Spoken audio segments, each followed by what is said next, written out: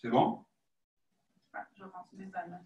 Oui, allons-y. Je suis accompagné, vous ne la voyez pas, mais je suis accompagné de ma collègue Jacinthe à beaucoup plus de 2 mètres pour la présentation. Vous la verrez tout à l'heure, elle fera une partie de la présentation. Donc, je me présente officiellement. Je suis Sébastien Fay, je suis le directeur de l'Alliance Sport-Études. Bien content de vous retrouver ce soir en cette semaine de rentrée, sans doute bien chargée pour vos familles respectives. Alors, je vous remercie de prendre un moment pour prendre des informations sur l'Alliance Sport-Études et la session d'automne en particulier. Donc, comme je le disais, je suis accompagné de ma collègue Jacinthe Saint-Amour, notre conseillère pédagogique, que vous verrez tout à l'heure, et de ma collègue Geneviève Saumur, que vous retrouverez aussi. Je pense qu'elle est déjà parmi vous. Donc, Geneviève, qui est conseillère à la conciliation sport-études et qui dira aussi une partie de la présentation tout à l'heure. Donc, Geneviève qui est à l'Alliance depuis maintenant 3 ans. Jacinthe depuis un peu plus d'1 an et moi, vieux dinosaure, depuis une quinzaine d'années déjà. Donc, voilà, ça nous fait plaisir de vous retrouver pour cette première édition d'une soirée d'information spécifique pour les nouveaux étudiants athlètes et pour leurs parents. Donc, première fois en mode virtuel, on vous demande un peu d'indulgence. On verra si on est à la hauteur de vos attentes. Donc, on l'espère. Et je vous remercie encore d'être parmi nous. Donc, on a une présentation de quelques minutes, une présentation générale sur le fonctionnement de l'Alliance et différentes informations, les services et autres informations, j'imagine, qui vous intéresseront. Je pense qu'en 15-20 minutes, on aura terminé. Ensuite, on a la chance d'avoir une étudiante athlète de notre programme aussi qui échangera avec Geneviève sur son parcours de la dernière année pour que vous puissiez peut-être avoir une idée un peu plus concrète de ce qu'a pu être une année à l'Alliance Sport-Études, donc à la fois pour les étudiants et étudiantes athlètes qui sont parmi nous et les parents.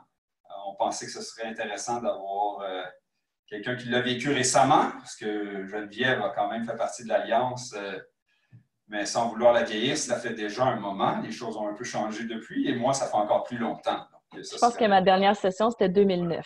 C'est ça. Tu es à l'aise de le mentionner, tu fais bien. Ouais. Tu es gêné pour ce genre de choses. Je m'assume. Tu as l'air si jeune de toute façon. On dirait que tu viens de sortir de l'école. Donc, enchaînons pour ne pas aller trop loin dans ces choses un peu trop personnelles. Alors, allons-y avec la présentation et ensuite, évidemment, on aura aussi une période de questions. À la fin, ça sera facilitant. Ce n'est pas qu'on ne voudrait pas vous entendre avant, mais ça sera plus simple de répondre aux questions à la toute fin. Et pour la période finale, si jamais vous avez des questions déjà pendant la présentation, peut-être les noter dans le chat qui est en bas de l'écran. Comme ça vous évitera de devoir y penser. Puis nous, on retournera au chat pour commencer la période de questions tout à l'heure. Et voilà pour les considérations générales. Une dame, Jacinthe a peut-être vu, qui avait des problèmes avec son son. Oui. On pourra y répondre directement dans le chat. Donc, je me lance dans la présentation générale. Donc, l'Alliance Sport-Études, vous commencez déjà à bien connaître. J'imagine que vous aviez fait un peu de recherche avant de vous y inscrire, mais quand même. Programme qui existe depuis déjà plus de 35 ans. Donc, on fête notre 35e anniversaire de cette année, créé en 1985, avec la même mission au départ que la belle mission que nous avons encore aujourd'hui, c'est-à-dire d'aider des athlètes de haut niveau, identifiés par leur fédération sportive, à poursuivre des études au cégep ou à l'université. Donc, c'est le projet, le beau projet que nous avons encore maintenant, et ça ne cesse de grandir dans les dernières années. Donc, on est content que vous ayez pensé à l'Alliance pour vous aider à concilier sport et études dans les prochaines années. Et on pourra répondre à vos questions ce soir pour la suite des choses. Environ, juste quelques chiffres comme ça, près de 13 000 étudiants athlètes différents qui sont passés par le programme depuis sa création, de nombreux étudiants athlètes au parcours très, très diversifié, très intéressant. Donc, ça ne vaudrait pas la peine pour l'instant de nécessairement en nommer. Il y en a tellement de parcours intéressants qui sont passés par l'Alliance. Et on est content que vous vous ajoutiez à ce beau groupe. Et donc, on peut enchaîner avec la deuxième diapo, toujours dans les informations générales. Et Jacinthe va m'aider pour la suite des choses, mais elle n'a que 2 mains et travaille très, très fort à répondre à des questions en même temps. Donc, comme je le mentionnais, là, notre mission, c'est spécifiquement, je dirais, une mission pédagogique. Il y a quand même certaines différences, là, sans vouloir trop devancer la présentation, avec le sport-études au secondaire. Donc, où je dirais qu'il y a plus un lien direct entre le milieu sportif et le milieu scolaire. À l'Alliance Sport-études, bien sûr, ce sont des athlètes qui sont soutenus, mais nos services là, sont très, très pédagogiques. On est, je dirais, un peu moins impliqués dans le quotidien sportif des athlètes, qui est ça géré là, par les équipes comme telles, soit les clubs, les équipes provinciales ou équipes nationales qui coordonnent toutes ces activités. Nous, on est là surtout pour la réussite scolaire. Donc, c'est notre mission principale et je dirais pratiquement la seule. Donc, tout faire en sorte là, que la réussite scolaire soit au rendez-vous malgré les exigences sportives qui ponctuent la réalité des étudiants athlètes. Donc, voilà pour la grande mission. Et on pourra vous donner un peu de détails là, quand vous allez voir la liste de services. Là, ça sera plus concret encore. Je le disais tout à l'heure, ça ne cesse de grandir, l'Alliance. Donc, au départ, c'était seulement 6 collèges qui s'étaient mis ensemble en 1985 là, pour aider une centaine d'athlètes. Donc, beaucoup plus, ça s'est développé beaucoup, et en particulier dans les 10 dernières années. Les programmes sport-études au secondaire aussi sont de plus en plus populaires. Donc, les élèves athlètes du secondaire veulent continuer dans ce contexte au collégial, ce qui a mené à beaucoup de développement. Donc, cette année, là, ce sont 45 cégeps à travers le Québec qui sont membres de l'Alliance. On a aussi un lien très privilégié avec le cégep à distance. On pourrait revenir là, quand on en parlera dans les services ou si vous avez des questions spécifiques à ce sujet. Les cours à distance sont aussi très à la mode ces temps-ci, pour le meilleur et pour le pire. La pandémie oblige. Donc, mais il y a quand même un organisme aussi qui est spécialisé dans ce type de cours, même quand la situation sanitaire est à la bonne place, si vous me permettez. Et il y a 9 universités également qui sont membres de l'Alliance, donc c'est un parcours qui peut s'échelonner presque de la maternelle à la fin de vie. Donc, c'est un peu à la blague, mais on peut rester très, très longtemps en sport-études. Donc, ça pourra se poursuivre à l'université aussi. Si vous avez des questions à ce sujet-là, je sais qu'on est plus là pour parler de transition secondaire collégiale aujourd'hui, mais sachez que ça peut se poursuivre jusqu'à la fin des études. Voilà pour les établissements membres. On n'en fera pas la liste complète, mais vous pouvez vous imaginer que comme il y en a le 45 cégeps, c'est partout à travers le Québec que c'est disponible. Et quelques derniers chiffres avant que je cède la parole. Nos chiffres finaux pour la session d'automne ne sont pas validés encore. Ça sera connu là, dans les prochaines semaines. Mais pour la dernière année, c'était 1400 étudiants athlètes qui étaient membres de l'Alliance. Donc, vous vous joignez à ce beau groupe. Et de 50 fédérations sportives différentes, donc c'est très, très, très diversifié. On ne fera pas la liste ici, là, mais à peu près tous les sports que vous pouvez imaginer qui sont pratiqués à un haut niveau, sont accessibles ou disponibles pour être liés à l'Alliance Sport-études. Et on en est bien content, ça rend le travail très diversifié aussi de notre côté. Voilà pour les données générales. Je passerai la parole à Geneviève. Exactement. Donc, moi, je vais vous présenter nos services si vous avez flirté un petit peu sur notre site Internet lors de votre admission, vous les avez peut-être un petit peu connus. Donc, nous, c'est ça, on a un contact privilégié dans les établissements scolaires qui font affaire avec nous. Donc, on l'appelle communément le répondant sport-études. Vous avez également, moi et Jacinthe, comme ça, en fait, toute l'équipe de l'Alliance sport-études est là pour vous accompagner, mais spécifiquement en contact avec les étudiants, habituellement, c'est moi ou Jacinthe qui peut vous aider par rapport à ça. Puis dans les services que certains ont sûrement connus cette semaine, là, je sais que à cause de la pandémie, c'est pas tout le monde qui commence le cégep en même temps, puis c'est pas tout le monde qui reçoit les horaires en même temps. Mais je sais que pour avoir discuté avec plusieurs étudiants athlètes, c'était cette semaine que ça se passait. Donc, un aménagement d'horaire tenant en compte les contraintes sportives.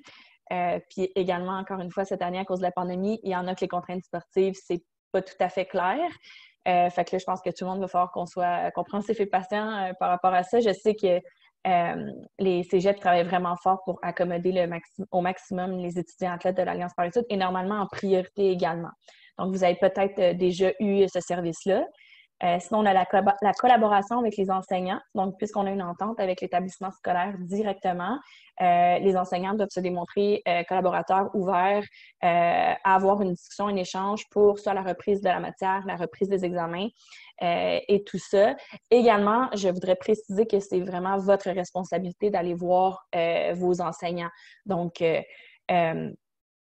oui, ils vont peut-être être au courant dans plusieurs cégeps sur leur liste de présence dans la classe. Il va y avoir une mention sport-études à côté de votre prénom, mais ça ne veut pas dire qu'ils vont savoir que vous êtes la personne sport-études. Fait qu'il faut aller se présenter à l'enseignant en expliquant que c'est vous qui êtes à l'Alliance sport-études, que vous avez des contraintes sportives, puis idéalement, dès le premier cours, en présentiel ou pas, si c'est à distance, d'essayer de prendre un rendez-vous peut-être avec votre enseignant ou lui écrire un message avec vos dates d'absence si vous les connaissez déjà. J'en conviens là, que dû à la pandémie en ce moment, c'est peut-être un peu nébuleux où il n'y a pas vraiment de date de départ de la province ou du pays. Mais d'avoir ça en main pour tout de suite faire un plan de match en comparant avec votre plan de cours. Ça va être comme le meilleur truc pour rentrer au cégep puis bien s'entendre avec ses enseignants, c'est vraiment de se présenter dès la première journée. Ensuite, ben, comme on vient d'en parler, la justification des absences liées au sport, fait que de vous permettre de pouvoir quitter et d'avoir des solutions pour la reprise de la matière. Encore une fois, vous validez avec l'enseignant de quelle façon vous allez faire ça. Et si jamais il y a un pépin, vous pouvez toujours aller voir le répondance par étude pour trouver d'autres solutions là, si jamais il y a une mauvaise communication ou vous êtes mal entendu ou quoi que ce soit, mais c'est toujours de le faire avant de partir. Si ça fait 4 semaines que vous êtes parti et vous revenez avec un pépin, là, ça va être difficile de trouver une solution. Et puis, bien, vu que je suis la conseillère à la conciliation sport-études, vous pouvez toujours communiquer avec moi. Puis moi, je vais essayer de vous donner un coup de pouce également par rapport à ça. Sébastien en a parlé un petit peu tantôt, là, la possibilité de suivre des cours avec des cours à distance, puis d'avoir un suivi individualisé. Ça, c'est ma belle collègue Jacinthe, que vous allez voir dans quelques minutes, qui s'occupe de faire ce suivi-là. Donc, on est un peu là pour vous encadrer parce que des cours à distance, c'est pas nécessairement pareil que des cours en présentiel avec un enseignant qui nous suit. Et oui, c'est ça. Donc, l'accès à des cours d'éducation physique adaptée, c'est selon l'établissement scolaire, selon le cégep, c'est à valider toujours avec votre répondance par étude qu'est-ce qui est tenu dans votre établissement scolaire. Donc, Sébastien, tantôt l'a mentionné, on fait affaire avec 45 cégep. Nous, on est basé à Montréal. En fait, moi, je suis en ce moment à la maison, mais notre bureau est à Montréal, fait qu'on ne sait pas exactement tout ce qui se donne comme service à l'intérieur du cégep. Donc, c'est vraiment votre répondance par étude ou votre aide pédagogique individuelle qui va être la personne ressource pour connaître tout ça, tous les services. Donc, pour ce qui est à l'interne du cégep, toujours aller voir votre API ou le répondant en premier. S'il y a des questions, venez nous voir par la suite. Vous l'avez sûrement reçu, mes divers courriels en lien avec le programme de parrainage, un très beau programme qui est en sa 5e édition, Sébastien, peut-être? Ça fait un petit bout de temps qu'on roule ce beau programme. Donc, tous les étudiants athlètes qui sont en première session se voient offert un parrain pour la transition entre le secondaire et le collégial pour la première session, vu qu'on le sait que c'est souvent celle-là qui est la moins bien réussie. Donc, il y en a évidemment là, qui voient aucune différence entre le secondaire et le cégep, mais il y en a d'autres que c'est souvent là qui ont des petits échecs ou des petites difficultés. C'est aussi souvent là que la cotère se base sur la première session pour ensuite pouvoir la moduler au cours des sessions. Et c'est vraiment là qu'on met la barre. Fait qu'il faut mettre toutes les chances de son côté parce que s'il y a une session à bien réussir, ça serait celle-là. Fait que le parrain, dans le fond, c'est un étudiant athlète qui a déjà quelques sessions de fait au cégep et puis qui est là pour vous encadrer. Fait qu'on fait le match principalement dans le même établissement scolaire. Ensuite, j'essaye par sport ou par programme selon les parrains que j'ai. Les parrains, c'est de façon volontaire qui se présentent dans ce programme-là. Et puis, vous pouvez leur poser toutes les questions que vous aimeriez poser à un autre étudiant athlète qui vit la même chose que vous. Et puis, pour la réalité actuelle sur la pandémie, je trouve que c'est très pertinent parce qu'eux, ils ont vécu le printemps dernier où est-ce qu'ils ont dû se revirer sur un dissous, ils ont dû s'adapter à la nouvelle réalité. Fait que je pense que ça serait super intéressant de prendre avantage de cette personne-là pour tous ces détails-là. Évidemment, l'admissibilité à notre beau programme de bourse. En 2021, on va remettre 200 000 $ en bourse, donc on a bien hâte de le faire et de recommencer à avoir des événements de bourse et de vous voir si on aime bien ça. Et puis l'accès à des cours spécialement conçus pour les étudiants athlètes. Donc, c'est des cours qui ne sont pas nécessairement offerts aux étudiants réguliers, monsieur, madame, tout le monde, mais jeune homme, jeune femme, jeune homme, tout le monde. C'est vraiment uniquement pour les étudiants athlètes. Et puis ça donne bien parce que c'est ma superbe collègue Jacinthe qui vient d'arriver à l'écran qui s'occupe de tous ces beaux cours-là, puis elle va pouvoir vous les présenter.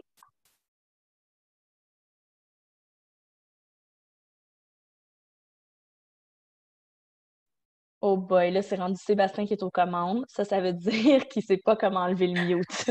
Mais bon, c'est fait. C'est pas correct. Donc, on va passer à la prochaine. Il faut que tu cliques dessus. Tu vois, je suis très bon. Je suis très bon. Donc, bonjour tout le monde. On est en grand nombre ce soir. C'est une première qu'on fait. Donc, c'est vraiment bien de voir que vous êtes au rendez-vous pour avoir de l'information justement sur les programmes qui sont offerts.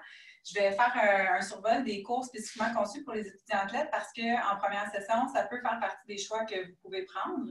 Mais ce n'est pas nécessaire que ce soit le cas. Le premier, entre autres, qui est éthique et dopage, qui est un cours, en fait, qui peut remplacer votre cours, le troisième cours de philosophie. Donc, en première session, on n'est pas rendu là parce qu'il y a 2 préalables à faire avant. C'est un cours qui se donne avec Cégep à distance, donc ça pourrait se prendre plus tard dans votre parcours. C'est intéressant que ça soit une information que vous gardiez pour plus tard parce que des fois, à chercher des choix de cours, ça peut être intéressant parce que justement, ces cours-là sont tous conçus avec une lunette spécifique pour les étudiants athlètes. Donc, ça va être parfois des exemples des cours qui vont être mis, qui vont être adaptés à des situations que vous avez déjà vécues. Donc, ça peut être super intéressant pour vous à ce moment-là de suivre ce cours-là.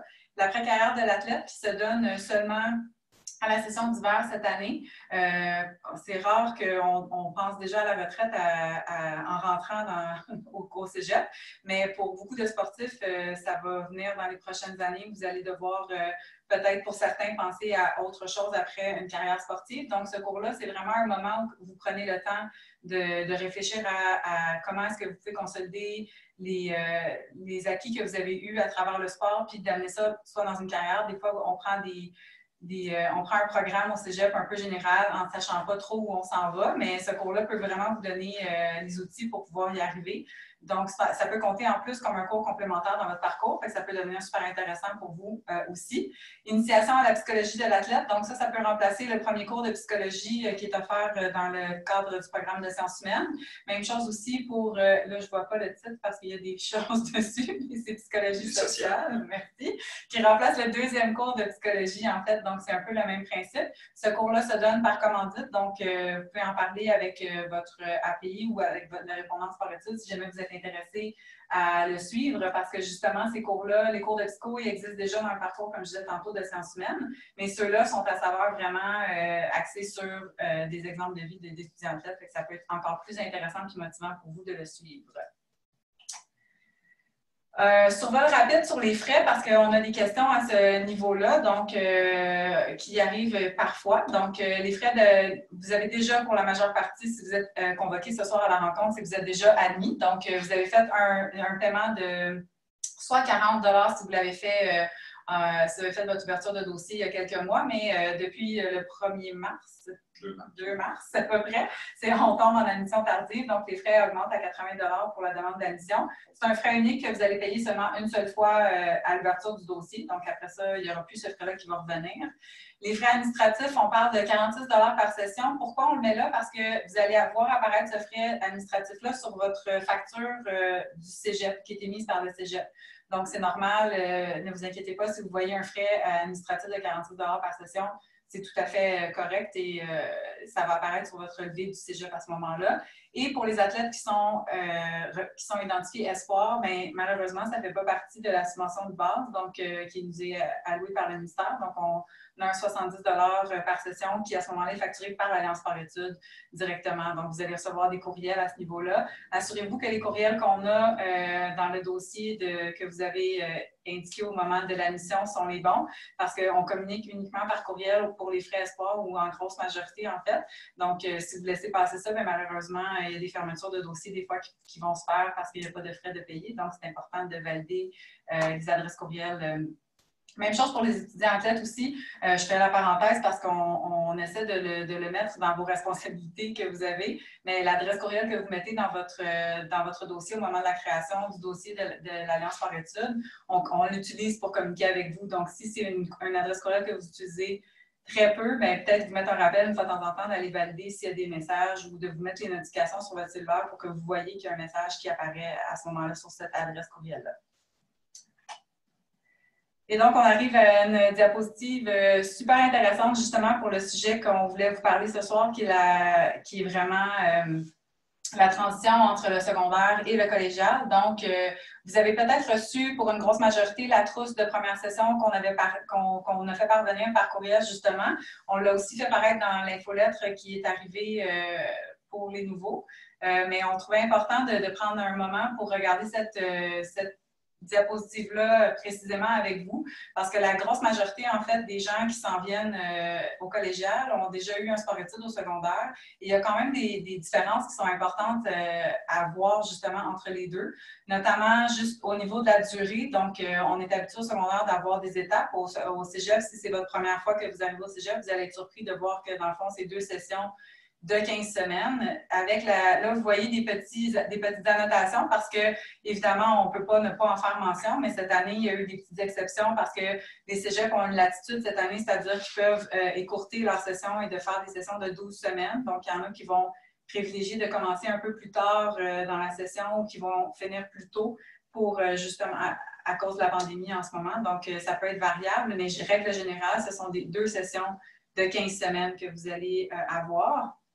Au secondaire, on est habitué à un encadrement un peu plus sérieux dans les groupes de sport-études, alors qu'au collégial, ma collègue Geneviève tantôt a fait mention plusieurs fois, c'est votre responsabilité d'aller consulter, c'est votre responsabilité d'aller voir soit vos enseignants, soit les autres intervenants, mais c'est encore plus vrai au collégial qu'au secondaire parce que c'est vraiment vous qui êtes le porteur de votre dossier. Donc, c'est important d'aller voir tous les services qui peuvent vous être donnés. Dans le fond, c'est vous-même qui devez aller voir si c'est possible d'en avoir.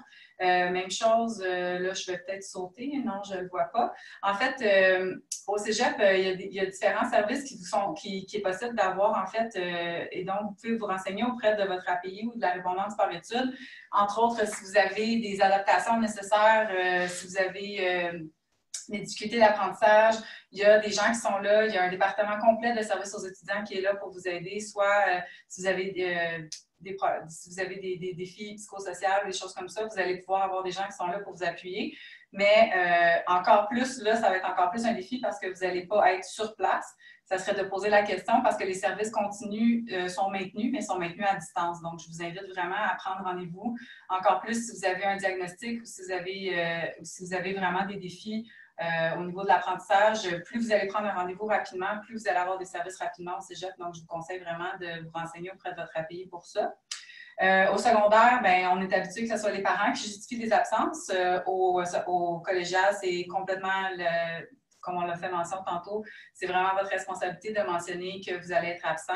Il y a certains collèges qui vont privilégier d'avoir un formulaire même qui va être rempli. Fait qu'on vous invite à vraiment aller voir votre répondance par études si vous n'êtes pas déjà au courant de cette procédure-là, de voir comment ça se passe là-bas. Donc, c'est un formulaire à remplir, de s'assurer que vous l'avez en votre possession, que vous savez où aller chercher, que vous allez pouvoir le remplir à ce niveau-là. Si c'est ce qui est demandé.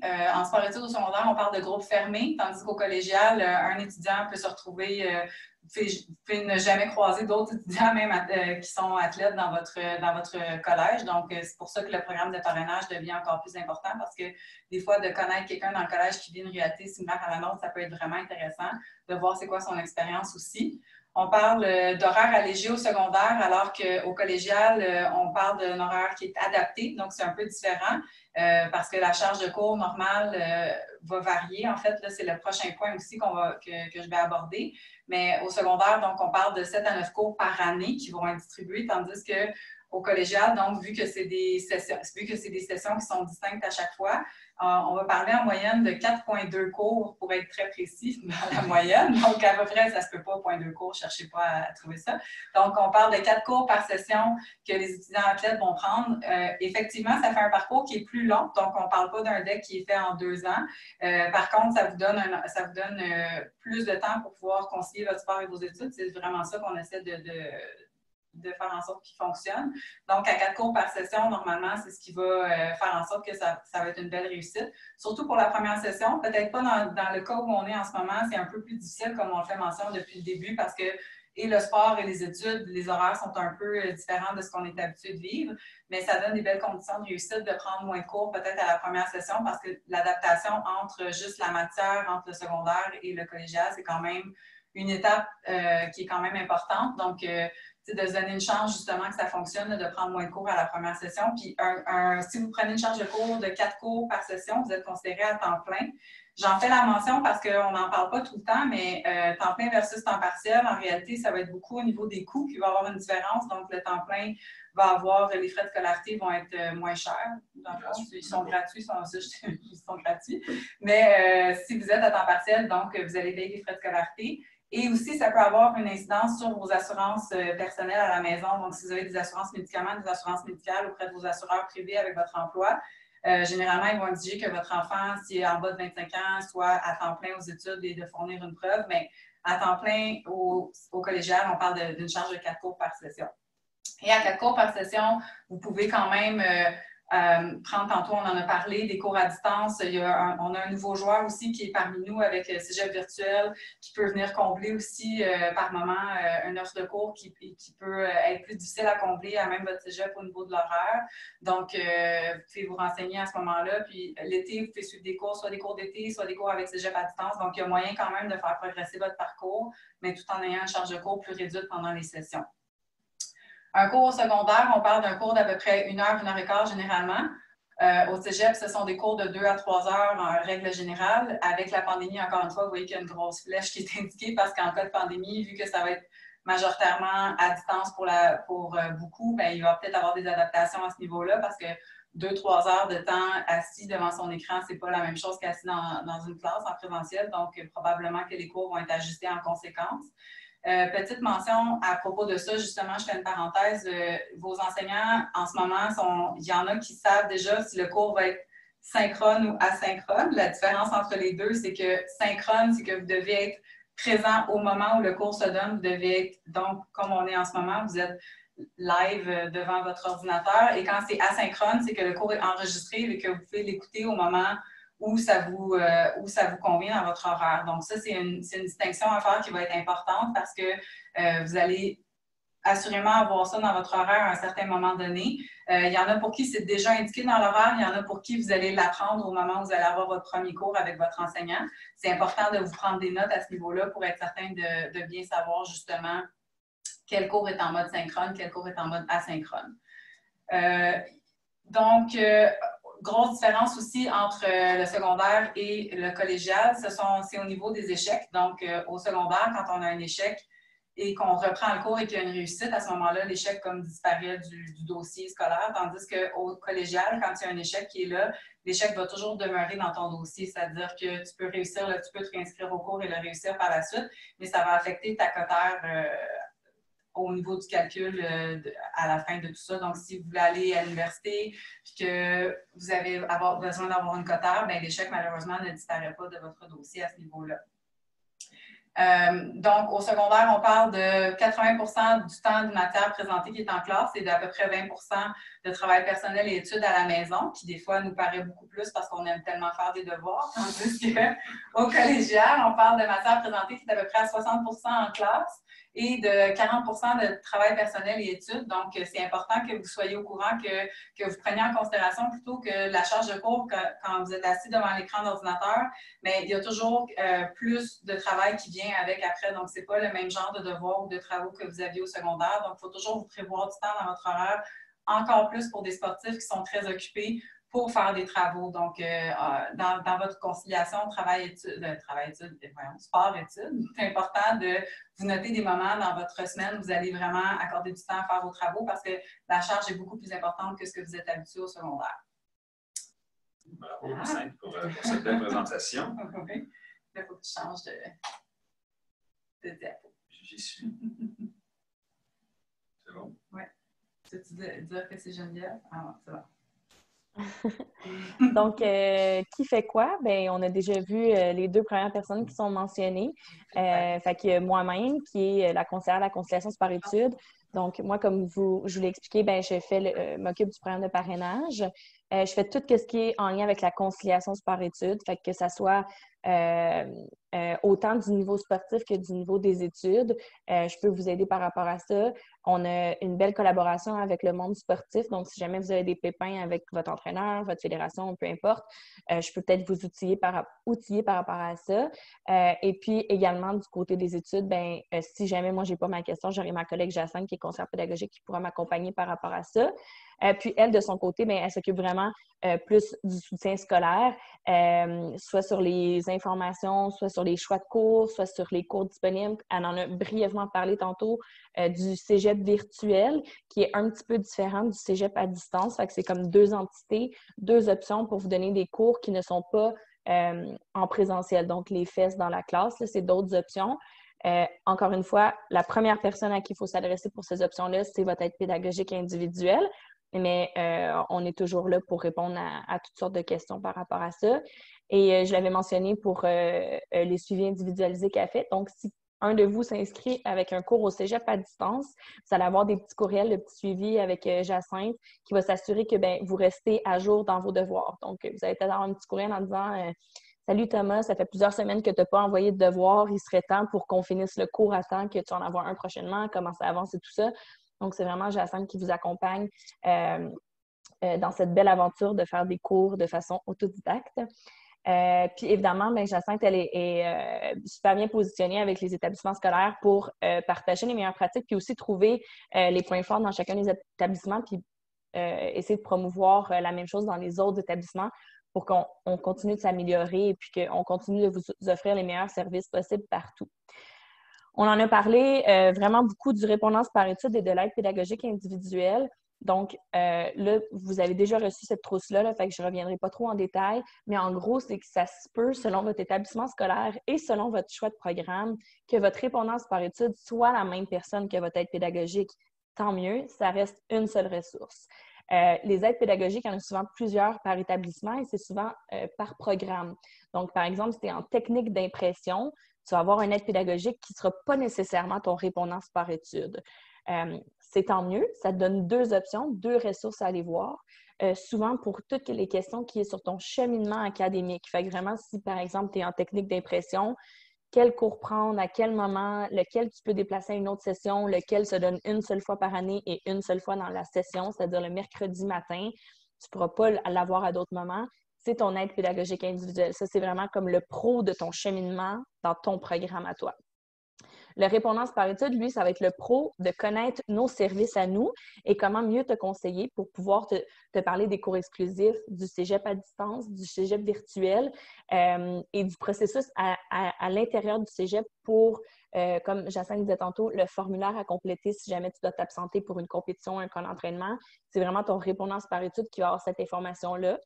Normalement, le répondance par études, à part quelques exceptions, c'est un aide pédagogique. Dans certains cégeps, par exemple, le cégep de Saint-Jérôme, c'est le coordonnateur des sports. Ça reste qui est super pertinent pour tout ce qui est le sport-études, mais vraiment pour ton cheminement académique, ça restera ton aide pédagogique individuelle. Je pense que ça fait le tour par rapport à ça. Évidemment, il y a notre patron là, qu'on n'a pas assez parlé, Sébastien, qui est le grand Manitou de tous ces services-là, évidemment. On ne l'a même pas mis sur une diapo, imaginez. Puis je pense qu'après ça, on va être rendu à échanger avec Adèle. Donc, Adèle, si jamais tu veux mettre ta caméra, comme ça les gens pourront te voir et allumer ton micro, on pourra commencer notre petit échange. Bonjour tout le monde! Parfait! Merci d'être là! Pardon? Merci d'être là. Ben Merci d'avoir accepté notre invitation. Ben, ça me fait plaisir. Fait que pour ceux qui sont là, moi, c'est Adèle. Je fais du vélo, comme on voit bien sur la photo. Puis, je suis rendue à ma 3e session au Cégep. Je vis à Montréal, puis je vais à Maisonneuve aussi. Petite intro. Puis Adèle, c'est une des étoiles montantes dans son sport. Dans la dernière année, elle a eu des super résultats. Ça a été une première année au Cégep, mais également une première année sur la scène nationale et internationale assez incroyable. Justement, est-ce que tu peux nous parler, est-ce que tu peux te remettre un peu dans le bain de quand c'était toi qui graduais? Ben là, toi, tu n'étais pas en pandémie, chanceuse à ce moment-là, quand tu as fait cette transition-là, mais quand tu étais au secondaire, là, comment t'avais-tu des inquiétudes, des craintes par rapport à ton entrée au cégep? Oui, ben pour moi, je ne sais pas si tu t'en rappelles parce que je suis venue te voir Je même me rappelle. l'été passé. J'avais d'abord une crainte pour le programme dans lequel j'allais m'inscrire. Là. Je pense que ça peut être assez commun, mais j'hésitais vraiment entre. Je pense que l'idéal pour moi, ça aurait été de faire un double deck, mais avec ma condition, c'est-à-dire avec le sport études, je trouvais que ça m'imposait beaucoup de temps de cégep d'entrée de jeu. Fait que j'hésitais vraiment entre sciences pures, sciences humaines. Puis j'ai parlé à beaucoup de gens. Je suis venue te voir justement pour voir comment ça se passait, un peu comment ça peut affecter mon parcours, tout ça. Puis, mais finalement, tu sais, 1 an plus tard, oui, je suis rentrée en sciences pures, puis maintenant, je suis en sciences humaines. Mais tu sais, je réalise, ça n'a pas été une erreur. J'ai juste fait un essai, puis ça n'a pas du tout affecté mon sport tant que ça. Puis j'avais fait ça quand même stratégique pour ne pas prendre trop de cours de concentration en sciences pures parce que justement, je garde vraiment en tête que j'allais faire mon cégep probablement en plus que 2 ans. Donc, j'essayais d'être quand même stratégique pour pas trop allonger ça. Mais dès la première session, j'ai réalisé que c'était pas vraiment fait pour moi. Je n'aimais pas les cours nécessairement. Puis, c'est une transition qui était vraiment plus facile que je pensais, sans stress. Là, je veux dire, le cégep, on essaie tous des cours, puis si ça fait pas de change, puis il y a pas de stress avec ça. Fait que ça, c'est une première appréhension. Puis surtout, lié au vélo cette fois-ci, on commence le cégep en août, puis je savais que dès septembre, j'allais participer au championnat du monde. Je savais déjà que j'avais une absence dans le premier mois du cégep de 3 semaines environ. Fait que ça m'inquiétait un peu de manquer 3 semaines de cours, puis je savais pas trop comment ça allait se faire avec les profs, puis aussi ça allait influencer le nombre de cours que j'allais prendre. Fait que ça a été une planification que j'ai dû adapter et quand même réfléchir. Finalement, ben c'est ça. Finalement, ben, quand même, grâce aux avantages de l'Alliance Sport-Études, j'ai pu déjà adapter mon horaire par rapport au nombre à l'entraînement qui allait être assez intense en vue des mondiaux. Fait que ça s'est bien passé. Puis, c'est ça, j'ai limité un peu mon nombre de cours à 3 plus un cours à distance pour essayer de me laisser du lousse, justement, pour vraiment avoir du lousse pour m'entraîner autant puis quand même avancer les études. Donc ça s'est super bien passé. Aussi, c'est ça, je suis allée voir mes profs à l'avance, justement, comme vous expliquez, c'est vraiment ça que j'ai suivi. C'est d'aller les voir d'entrée de jeu, leur expliquer un peu ta situation, puis je pense qu'ils sont hyper... sont reconnaissants que tu viennes les voir rapidement. Puis, je veux dire, pour eux, c'est pas si compliqué que ça d'envoyer des notes ou quoi que ce soit. Surtout qu'au cégep, souvent, dans leur plan de cours, dans les premiers cours, ils vont annoncer à l'avance c'est quoi les notes de cours qui vont être prises et les devoirs aux dates même. Donc, ça, c'est vraiment facile de rattraper ça. Puis, j'ai carrément suivi les cours, même à distance, à chaque date, sans avoir trop de retard. Donc, ça s'est quand même bien fait. Puis, justement, d'aller les voir à l'avance, ça s'est bien fait encore parce qu'il était vraiment compréhensif. Fait que voilà les appréhensions que j'avais là, pas mal à l'arrivée de ma première session. Ça s'est super bien passé parce qu'il me semble que tu as quand même vraiment bien réussi ta première session puis tu t'es super bien adapté. Ben, c'est ça, vraiment. Je veux dire, même si, tu sais, j'étais pas fan nécessairement de mes cours, là, ça reste que je travaille, je pense que j'ai une bonne éthique de travail, puis je veux quand même bien performer, tu sais, autant dans le sport qu'à l'école. Je me mets cette certaine pression-là, puis je pense aussi qu'en tant qu'athlète, on est quand même déjà préparé à l'autonomie que le cégep apporte. Tu sais, on est quand même habitué de faire nos choses différemment, là. Surtout que moi, je n'étais même pas en sport-études au secondaire, donc j'étais habituée de devoir rattraper mes travaux puis de parler à mes professeurs, donc d'avoir cette communication-là. Donc ça s'est bien passé, ouais. Oui, c'est vrai, tu as raison que les étudiants athlètes, vous êtes tellement habitués d'avoir une autre charge que puis même d'aller voir vos enseignantes, des gens en disant « Ouais, en passant, je n'étais pas là pendant 3 semaines, fait que je suis de retour. » Puis tout ça, fait que je pense que ce côté-là, d'habitude, c'est assez acquis. C'est plus comme la charge de cours, là, puis vraiment d'avoir une structure dans ton horaire où est-ce que tu étudies puis tu fais tes lectures. Mais dis-moi, il me semble que toi, tu avais fait partie du programme de parrainage aussi. Oui. Exact. Ouais, mais ça a été bête. J'ai vraiment participé, je trouvais que ça allait. Ben, tu sais, c'est sûr que c'est vraiment une proposition je trouve, qui est vraiment bien passée pour les nouveaux étudiants. Là, puis j'étais vraiment heureuse de participer à ça. Mais sincèrement, tu sais, on a eu les contacts, on a échangé une première fois, on s'est identifié, mais j'ai carrément oublié. C'est quelque chose, c'est comme à la fin de la session, j'ai réalisé, mais j'avais une ressource, j'avais quelqu'un.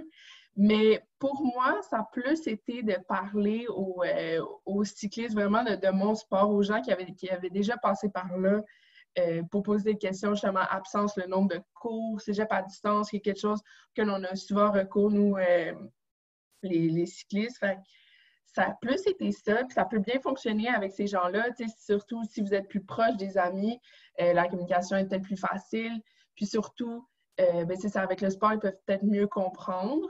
Mais sinon, il y a ce système-là. D'ailleurs, je me suis inscrite pour être parraine moi-même. Je pense que je vais essayer tu vas être marraine. de souvent communiquer. Hein, mais ouais, ça n'a pas été quelque chose que j'ai tant bénéficié, malheureusement. Mais tant mieux, ça veut dire que tu étais bien outillée puis tu savais à qui aller poser tes questions. Puis tu as super raison, tu sais, dans certains sports, par exemple en hockey ou quoi que ce soit, quand ils sont une équipe tous ensemble, des fois, on est conscient que la personne va aller moins poser ses questions à son parrain qu'à son coéquipier qu'il voit tous les jours.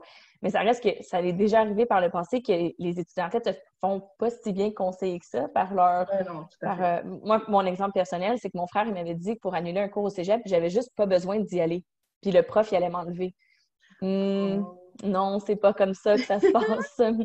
Alors, j'aurais pas dû écouter mon frère. Il faut vraiment annuler le cours, remplir un formulaire avec l'aide pédagogique. Mais bref, on met ça quand même sur pied, comme ça pour soit quelqu'un qui a un sport individuel, qui peut vraiment aller poser des questions dans la ressource de l'établissement scolaire. Mais tu as raison. Puis là, justement, ça va être à ton tour. Tu vas être marraine à ce moment-là. Puis on n'en a pas vraiment beaucoup parlé, mais tu peux-tu nous parler un peu de ton sport? Combien d'entraînements par semaine? Combien d'heures d'entraînement par semaine tu fais? Est-ce que tu as un calendrier de compétition vraiment chargé? Combien de cours tu as pris par rapport à ça? Tu nous l'as un peu dit.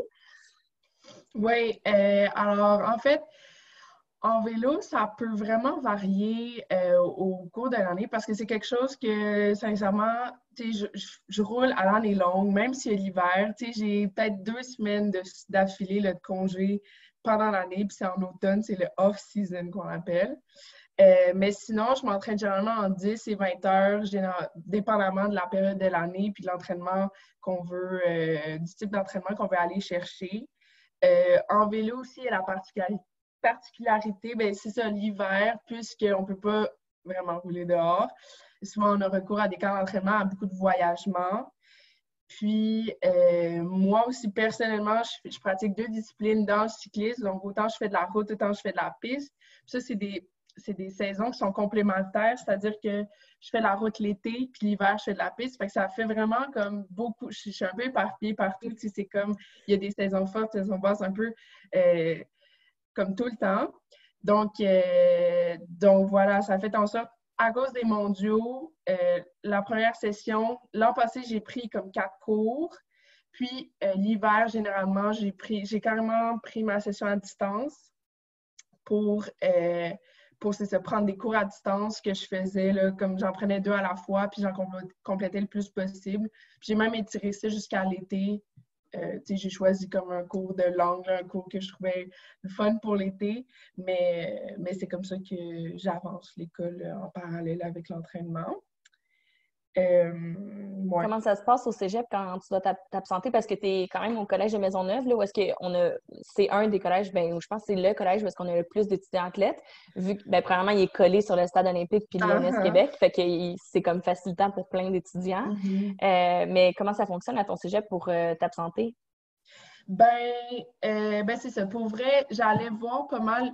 Juste pour les absences, j'allais voir mes professeurs à l'avance. J'arrivais, justement, comme vous le proposez, j'écoutais, puis c'était comme, ouais, pas mal ça. Puis j'arrivais avec les dates là, où j'essayais d'avoir au moins c'est ça, une plage là, un séjour que je manquerais.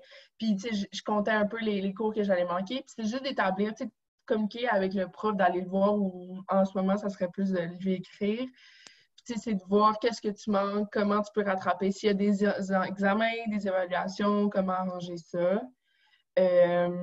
Puis voilà. Sinon, j'allais voir mon API. Tu sais, quand c'est plus lié au cours ou à ta programmation ou ton orientation, pardon, plus en large là, par rapport au cégep, là, j'allais voir mon API qui était aussi justement la Joël d'Alliance Sport-Études.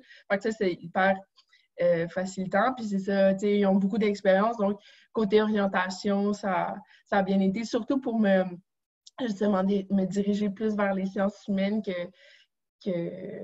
auxquelles je pensais beaucoup, mais je n'osais pas trop aller vers. Mais tu sais, elle m'a vraiment rassurée, puis libérée, puis m'a dit, tu sais, essaie, puis au pire, tu reviendras, puis voilà.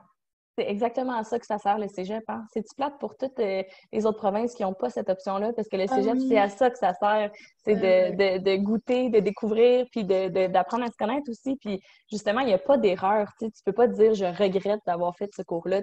Souvent, tu en apprends quelque chose, puis on se peaufine.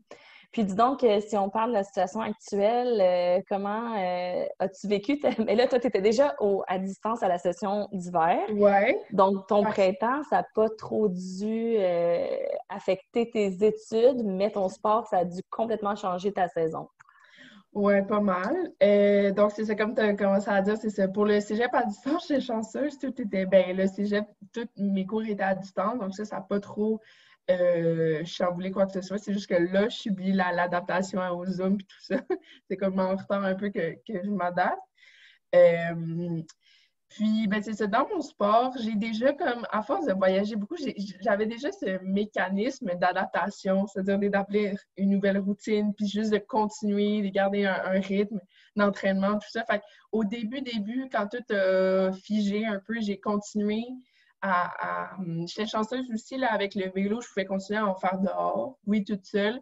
C'est sûr de perdre des partenaires de ride, puis des courses sur le coup, ça a été dur, mais tu sais, juste de continuer à rouler, ça a bien été. Puis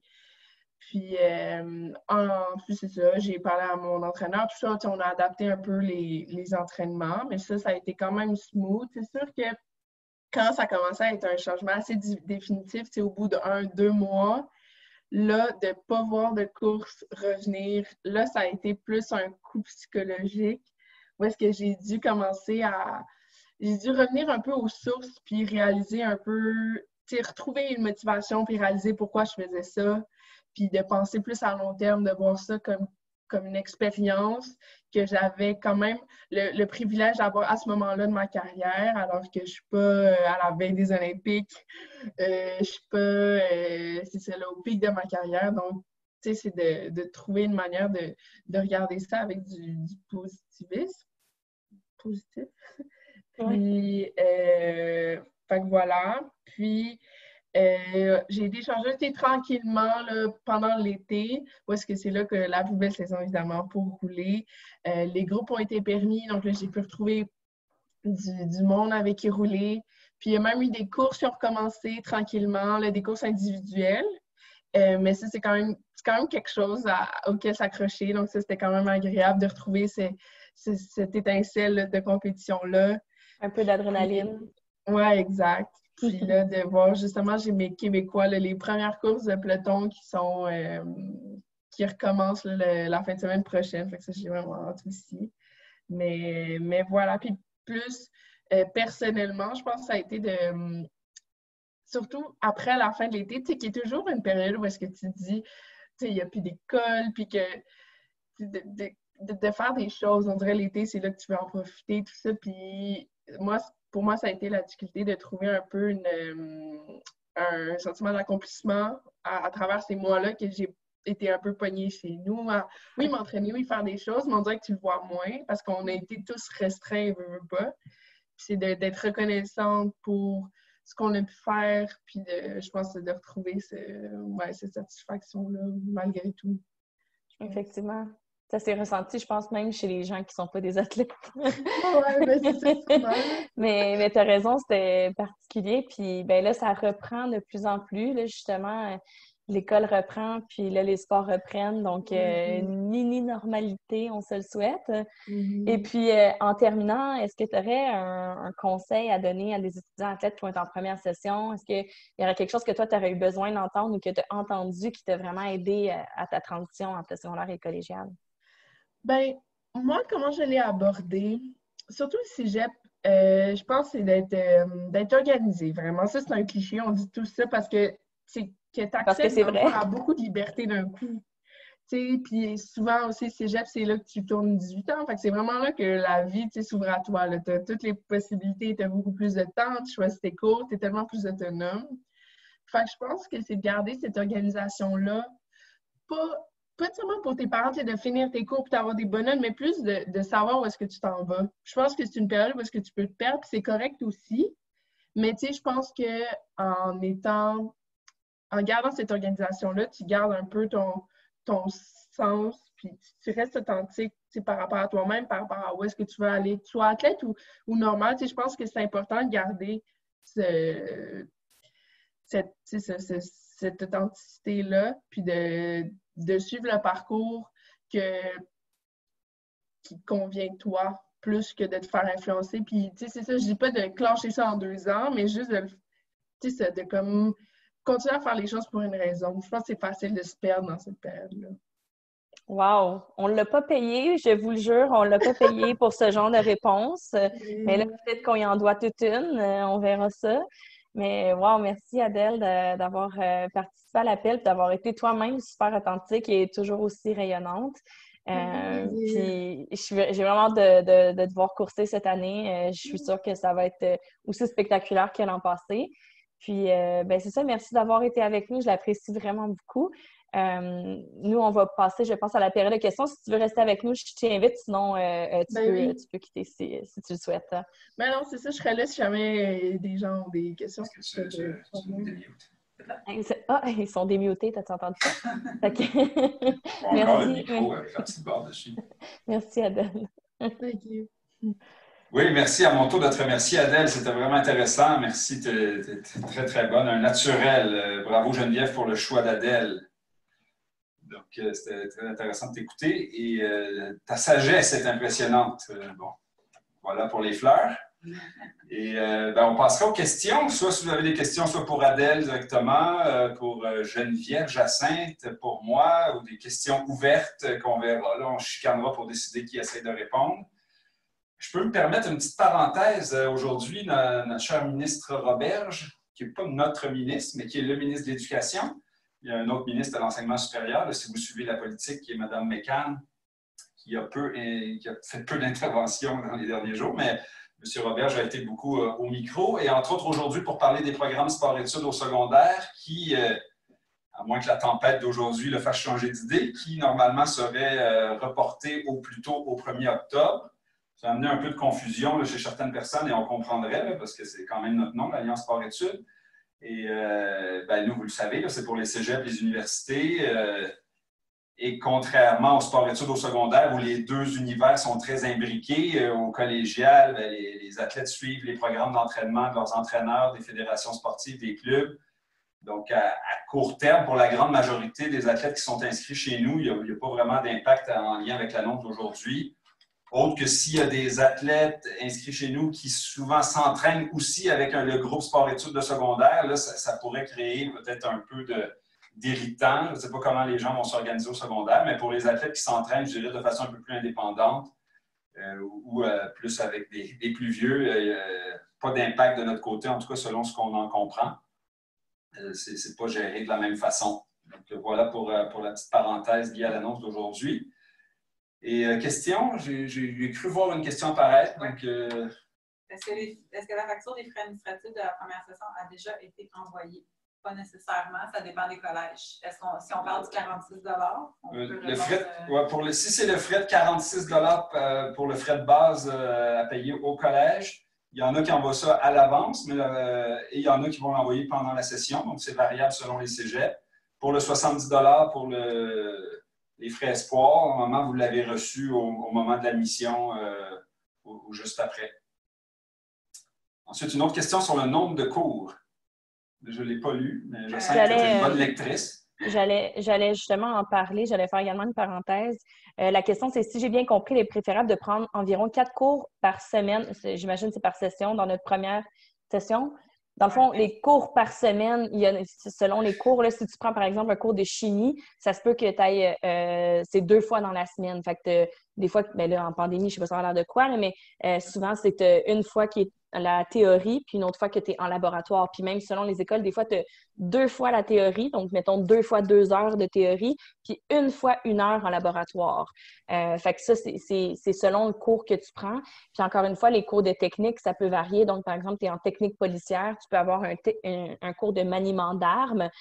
Puis là, ben, ça va être différent. Tu ne peux pas nécessairement manipuler l'arme ou la location de l'équipement pendant 3 heures. Donc, peut-être que ça va être découpé différemment. Puis moi, la parenthèse que je voulais faire, c'était justement revenir sur... on a beaucoup parlé de prendre 4 cours par session. Mais encore une fois, nous, la moyenne qu'on donnait, c'était 4,2 cours. Ça veut dire qu'on a une bonne portion d'étudiants qui en prennent plus, puis on a une bonne portion d'étudiants qui en prennent moins. C'est vraiment, comme Adèle l'a bien expliqué, elle a décidé d'y aller 3 cours en présentiel, 1 cours à distance pour compléter sa charge. Mais c'est vraiment libre à vous. Il n'y a pas de minimum. Je me fais souvent poser cette question-là, soit par des parents ou des étudiants. C'est quoi le nombre de cours que je dois prendre? Il n'y a pas de police de cours. Si pour toi, cette session-ci, tu veux en prendre 2 parce que c'est la première fois que tu es en appartement, il faut que tu trouves une job, tu arrives sur le circuit senior, tu vas devoir partir. Tu sais, des fois, ça fait plusieurs choses en même temps qui viennent alourdir ton parcours, là, puis ça peut être essoufflant. Donne-toi une chance, prends-en moins. Tu peux toujours en ajouter un petit peu plus tard dans la session avec le cégep à distance. Ça va être vraiment à toi de t'ajuster. Donc, nous, notre moyenne, c'est environ 4 cours par session. Encore une fois, il y en a que c'est 1 fois dans la semaine. Selon ton programme, ça peut être plus de fois. C'est à discuter avec ton aide pédagogique, surtout sur quel cours prendre. Donc, si tu as un cours qui retarde ton cheminement, qui se donne juste à l'automne, ben, tu ne pourras pas le prendre à l'hiver si tu l'annules. Il va falloir que tu attendes l'autre année d'après. Fait que ça se peut que ça décale tout ton cheminement. C'est pour ça qu'on disait que les API, c'est vraiment les kingpins là, des cheminements académiques.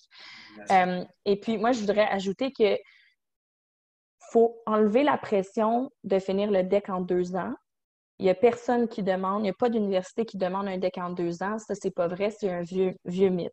Je le mentionne parce que c'est une question que je me fais poser vraiment souvent. Par exemple, que tu veux aller à McGill en médecine, et c'est la seule université qui en parle, tu dois démontrer, si tu as été à l'Alliance par études, là, sur le formulaire d'admission, là, sur leur site web, tu as un formulaire à compléter en disant que tu étais dans le programme par études. Ils vont te demander quel niveau sportif tu étais, quel sport tu fais, et ils demandent un minimum de 6 cours par session. Mais vu que tu étais avec l'Alliance par études, c'est une dérogation à cette demande-là. Donc, que tu aies complété ton DEC en 3 ans, tu peux quand même être admis à McGill en médecine, qui est la seule université qui fait mention de ça. Toutes les autres universités du Québec, que ce soit en médecine, en dentisterie, en vétérinaire, en pharmacie, ils ne parlent pas de ça. Fait qu'on enlève le stress par rapport à finir son DEC en 2 ans. C'est aussi bien de justement, comme Adèle le mentionnait, t'épanouir dans toutes les sphères de ta vie, puis trouver ton équilibre et trouver qui tu es toi et apprécier ton cheminement, qu'essayer de te stresser, puis après, ben, finalement, dire j'ai fait mon DEC en 2 ans, mais je retourne au cégep, je vais faire une technique en soins infirmiers. Fait que je voulais juste préciser ça. On on parle justement, je pense qu'on pourrait prendre la question qui est en lien un peu avec ce que tu parles du parcours. Est-ce que la cotère tient compte de la durée pour compléter le diplôme? Mais je pense que tu as un peu répondu à ça.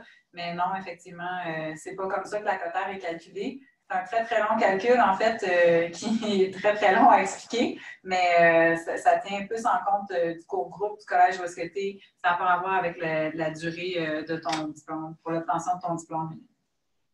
Pour faire ça bien large, là, dans le fond, c'est comment est-ce que l'étudiant arrive à se distancer du peloton. Fait que de la moyenne, tous ceux qui ont suivi le cours, le peloton, là, la moyenne de la note qu'ils ont obtenue, comment l'étudiant a réussi à se distancer de ça. Et ça va être le calcul de cet écart-là qui est, comme Jacinthe le dit, c'est un très, très long calcul et très complexe qui va être finalement additionné puis qui va donner une cotère. Donc, par exemple, je vais dire n'importe quoi, pour rentrer à l'Université de Montréal en physiothérapie, ça prend 34 de cotère. Bien, c'est tout au long du cégep, à chaque fois qu'il prenait un cours, c'était comment il a réussi à se distancer de la moyenne de ce groupe-là. Et c'est pas uniquement par cégep ou par cohorte. Fait qu'il y en a qui se disent « Ah, moi, je vais suivre des cours juste avec le monde des sciences humaines parce qu'ils ont des moins bonnes notes. » Ça marche pas comme ça. C'est pas comme ça. Dans le fond, ce que l'étudiant a besoin de savoir, il faut juste qu'il fasse le meilleur de lui-même. Il faut qu'il essaie d'avoir les meilleures notes possibles. C'est juste ça qu'il a besoin parce que de toute façon, il ne contrôle pas les autres étudiants, il ne contrôle pas ce que les autres vont faire. Fait qu'il faut juste essayer d'avoir les meilleures notes possibles par rapport à ça. Mais en gros, la cotère, essayez de ne pas trop vous stresser avec ça parce que c'est quelque chose qu'on ne contrôle pas. Fait que ça devient minant à la fin. Comment fait-on pour organiser son parcours avec, par exemple, 3 cours en présentiel et 1 à distance? Est-ce que c'est le cégep qui organise ça? Excellente question. On en a parlé un petit peu tantôt. C'est vraiment avec l'aide pédagogique du cégep qui est le plus facile de voir ça. Vous pouvez également poser vos questions du cégep à distance à Jacinthe. Je ne sais pas si tu veux répondre plus en détail par rapport à ça. Bien, en fait, exactement comme tu viens de le dire, c'est avec ton API qu'il faut que tu ailles voir le plus rapidement possible. Si tu veux compléter, en fait, tu veux avoir un cours avec Cégep à distance. Donc, ça demeure, on parle de commandite depuis tantôt. En fait, le terme commandite, c'est juste une façon de dire, en fait, que c'est ton Cégep où tu es inscrit qui va demeurer responsable de ta note. Donc, il va mandater Cégep à distance pour qu'il te fournisse l'enseignement, le cours. Mais c'est quand même ton cégep qui va faire en sorte que tu vas avoir ta note. Donc, ça devient important. On en a parlé tantôt, mais on ne l'a pas expliqué qu'est-ce que ça voulait dire, comment dire. Donc, mais en allant le voir, justement, tu vas pouvoir faire ça. C'est important de mentionner, par contre, que cégep à distance, la différence, c'est vraiment que c'est en autonomie complète, c'est-à-dire que c'est toi qui avances ton cours à ton rythme, même au niveau de l'apprentissage. Donc, c'est des cahiers qui vont être envoyés. Ça ne sera pas la même façon. Ce n'est pas nécessairement des cours par vidéo. Donc, c'est à prendre en considération aussi. On parle d'un délai de 6 mois pour terminer la remise de tes travaux. Une fois que tes travaux sont remis, on a des délais supplémentaires qui sont accordés pour passer des évaluations. Évaluations qui, merci la COVID maintenant, sont facilitées pour les étudiants athlètes qui sont maintenant non pas en présentiel, sur base de rendez-vous, mais directement en ligne sur le portail de Cégep à distance. Donc, ça peut devenir facilitant pour vous de faire ça et de compléter une charge de cours ou un horaire avec des cours de Cégep à distance. Il y a une question qu'on a Excuse-moi, Jas, je continuais. Oui, par rapport à ça, que dans le fond, il n'y a pas de date limite pour s'inscrire au cégep à distance. On peut s'inscrire, peut-être que Dominique, notre collègue au cégep à distance, ne dirait pas que ça comme ça, mais 365 jours par année. Donc, je pense que la date limite pour s'inscrire, pour que ça compte dans la session d'automne, c'est le 31 octobre. Fait que si quelqu'un, par exemple, s'inscrit à un cours je sais pas, le 18 novembre, mais ça va plus rentrer dans la session d'hiver. Donc, ça fait une différence sur le temps plein, temps partiel. C'est à prendre en considération pour les bonnes raisons que Jacinthe elle a parlé plus tôt, les assurances ou les frais de scolarité. Là. Mais de s'inscrire, fait que vous avez le temps, par exemple, d'essayer, tu sais, la date limite pour annuler un cours sans mention d'échec au cégep, c'est autour du 18 septembre, cette session-ci. Donc, tu sais, ça vous donne jusqu'au maximum, là, je n'irai pas jusqu'à la veille, mais pour essayer un cours, voir comment vous trouvez ça, voir la charge de travaux que vous avez à faire et décider, par exemple, de dire, bien, j'en annule un. J'annule mon cours de philosophie 1, puis je vais le prendre avec le cégep à distance directement. Fait qu'au 18 septembre, il faut l'avoir annulé au cégep en présentiel. Puis, suite à ça, vous pouvez demander à votre aide pédagogique de vous inscrire en commandite avec le cégep à distance. Puis la commandite, moi, j'aime bien l'expliquer aussi en disant que si on se désinscrit complètement du cégep présentiel, bien, ça veut dire que la session d'après, il faut tout refaire le processus d'admission là, avec le SRAM. Fait que la commandite, ça facilite ça, c'est que vous suivez des cours dans un autre cégep, mais vous gardez votre place dans votre programme bien au chaud. Là. Ça permet ça. Merci. Je vais revenir sur une question qu'on a sautée tantôt. C'est sûr qu'on ne les oublie pas, ceux qui sont plus loin. Oui, non, on va y revenir, mais il y a une question qui a été posée tantôt, on l'a sautée sans faire exprès, sur ma fille va s'entraîner avec le sport-études secondaire qui est géré par le club de patinage et non par l'école. Vont-ils pouvoir patiner? Oui, ça, c'est ce que je mentionnais tout à l'heure, que ceux qui sont avec l'Alliance sport-études, mais qui s'entraînent avec des groupes de sport-études secondaires, là, ils pourraient avoir un impact en lien avec l'annonce qui a été faite aujourd'hui. Ça, ce n'est pas des informations qu'on a ici, c'est vraiment le club qui pourra vous donner les informations là, sur la suite des choses pour le plan d'entraînement pour ceux qui s'entraînent avec des groupes qui impliquent des jeunes au secondaire également. Donc, c'est avec le club que vous allez pouvoir avoir l'info. Merci. Prochaine question. Ils ont jusqu'à quand pour choisir un cours adapté d'éducation physique ou psycho? Les cours, en fait, ça se fait en même temps que les choix de cours pour les cours d'éducation physique adaptés. Ça serait donc indiqué dans l'horaire à ce moment-là, c'est à voir avec votre API. Il y en a pour plusieurs cégeps à qui j'ai parlé cette semaine que les choix de cours terminaient cette semaine. Par contre, vous pouvez voir auprès de votre API ou votre répondance par étude si c'est possible de faire ces changements-là pour l'horaire. Sinon, ça pourrait être possible à la session d'hiver sans problème. Même chose pour les cours de psycho. En fait, c'est s'il reste de la place, parce que vu que c'est un cours qui se donne quand même dans un cégep, mais par commandite, s'il reste de la place, c'est encore possible de s'inscrire. Donc, c'est à valider auprès de votre API le plus rapidement possible parce qu'on est dans les changements d'horaire en ce moment. Donc, ça serait à faire ça. Il faudrait régler ça au plus tard la semaine prochaine ou sinon, mais ça sera pour la session d'hiver ou les sessions suivantes. Ouais. La meilleure façon de communiquer avec votre API, avec les aides pédagogiques ou avec la répondance par étude, c'est vraiment par la messagerie interne de votre cégep. Donc, c'est la meilleure façon de communiquer. Sinon, il y a toujours les adresses courriels qui sont disponibles généralement en faisant une recherche sur le site Internet du collège. Vous allez pouvoir trouver généralement un annuaire avec les adresses, mais la messagerie interne fonctionne très bien aussi pour pouvoir communiquer avec eux à ce sujet-là. Prochaine question. Est-ce que la formule de commandite s'applique également aux cours spéciaux d'Alliance par études? Tout à fait.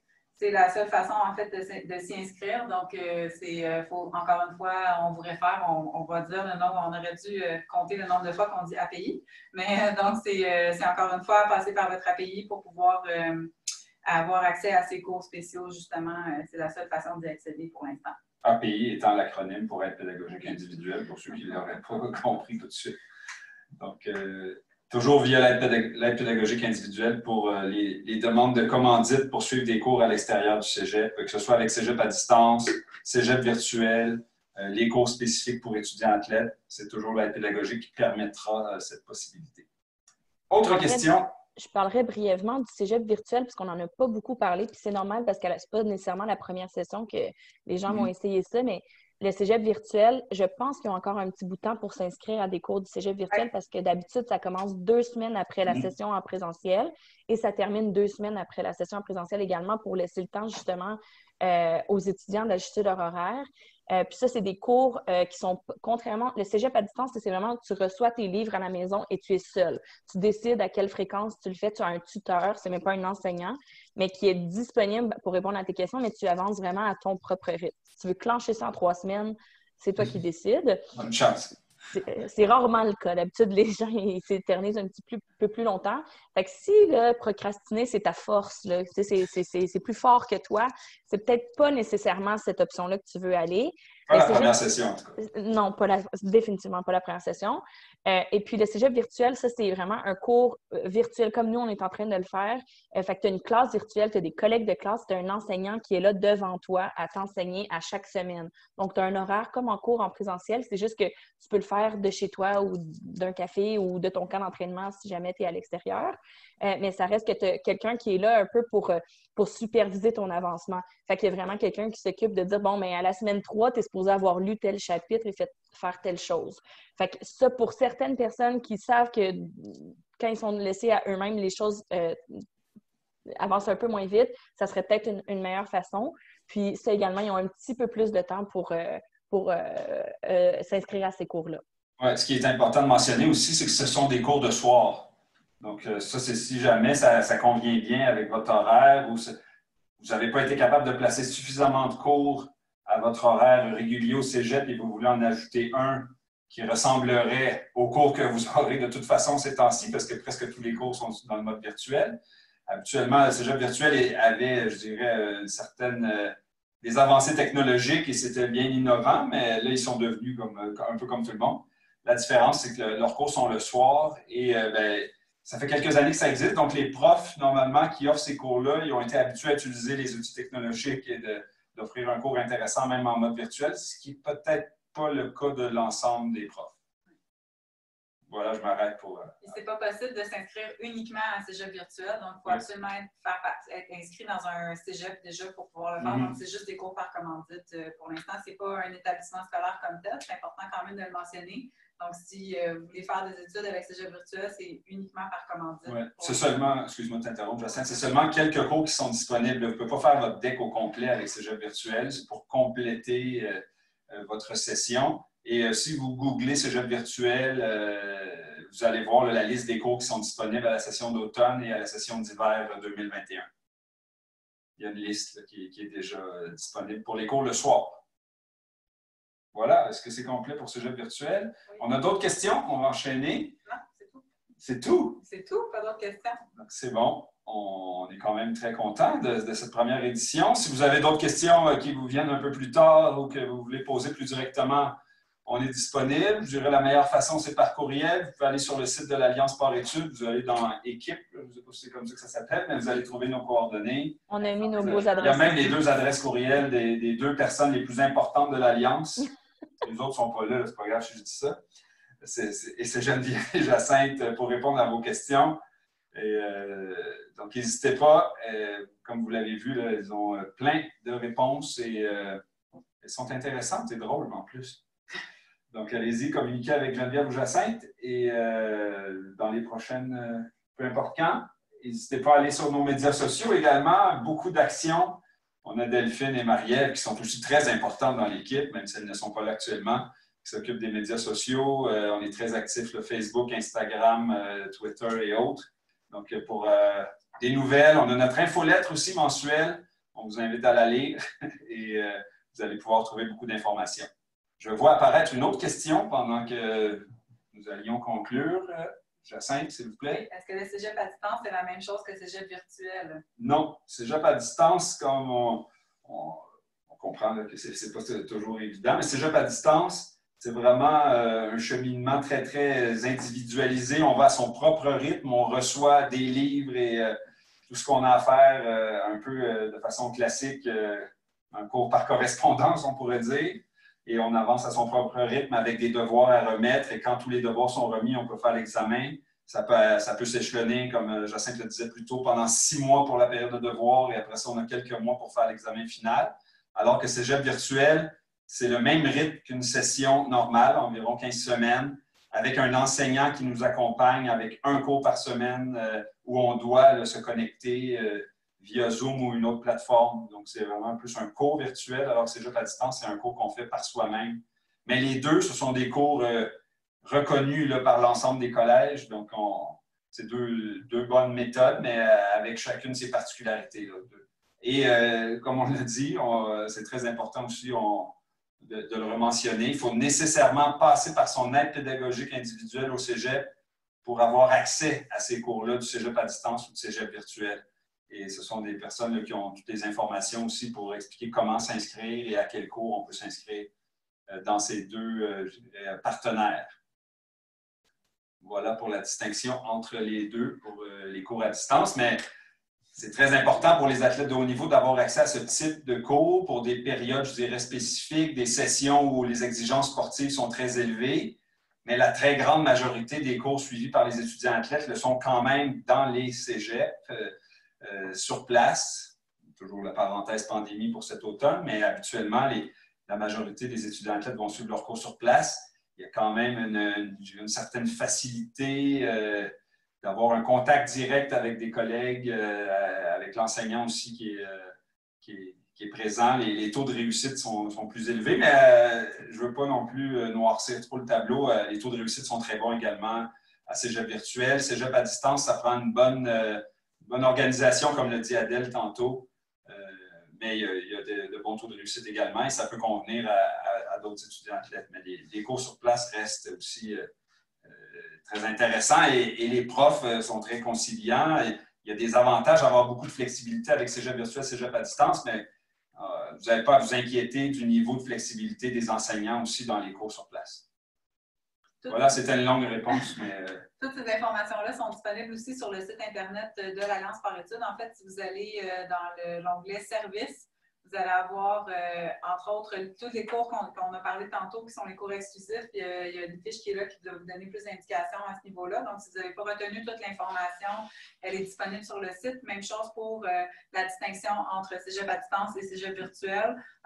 Toujours dans l'onglet « Services » de notre site Internet, il y a « Parcours adapté » qui est là maintenant, qui va pouvoir vous donner plus d'indications à ce niveau-là, qui va pouvoir vous aider. Ça va être un aide-mémoire pour vous, en fait, pour pouvoir vous rappeler la distinction entre les deux. Merci de ce rappel et de cette information, Jacinthe. Voilà, je ne pense pas que nous avons d'autres questions. On passe un bon moment avec vous. On pourrait continuer, mais on va conclure avec notre présentation pour ce soir. On espère que vous avez apprécié, que ça a répondu à la plupart de vos questions. Donc, on encourage les étudiants athlètes, les parents pour cette session d'automne particulière qui commence. Donc, nous, on est très, très privilégiés aussi d'accompagner ce beau parcours qui concilie sport et études. C'est quelque chose qui nous tient très à cœur personnellement et on pense que c'est un bon choix que vous faites d'aller à fond dans votre passion sportive tout en continuant vos études. Donc, bonne chance pour la session qui commence. N'hésitez pas à faire appel à nous, à vos répondants sport-études locaux et aides pédagogiques. Et on est confiant que vous allez avoir une belle session et on a bien hâte d'avoir de vos nouvelles. Voilà. Merci encore. Merci à mes collègues Geneviève et Jacinthe. Et à la prochaine. Bye!